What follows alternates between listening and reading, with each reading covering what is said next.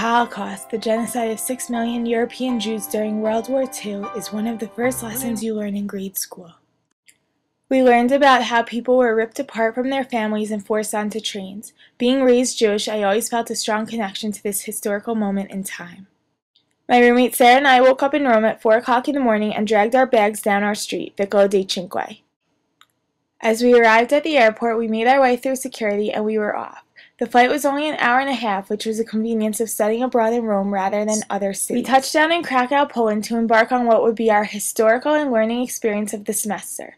It marked a step away from the beauty of other European cities to pay homage to our roots. When we settled into our hostel, we quickly went to sleep so we could prepare for the next day ahead. The next morning, we awoke to start the tour of Auschwitz. The concentration camps were in a desolate location because the activity that was going on in the 1940s was a secret to the rest of the world. They took us into the main entrance where we gathered as a group. We looked up to find Arbeit macht frei, or work liberates. When we walked through the front gates of the camp, it was like we went into a time machine and walked into the 1940s.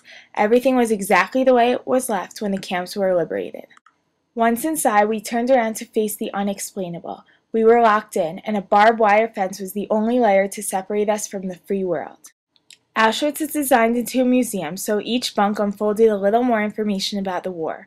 We learned about the events leading up to the war. Hundreds of cities in Europe were bombarded, and Jews were taken from all areas of the continent to work in Auschwitz. We were able to see pictures of the Jews being displaced from their homes and forced into camps. We were able to see the empty barrels of Zyklon B that was used inside of the gas chambers. It was explained that this was an effective way to kill the Jews because one can of Zyklon B can kill up to 2,000 people. Then we were able to connect with the reality by seeing all of the possessions, glasses, suitcases, and worst of all, we were not allowed to take pictures in this room, was hair. When we walked into the room, there was a glass window with 2 tons of human hair piled for the ceiling.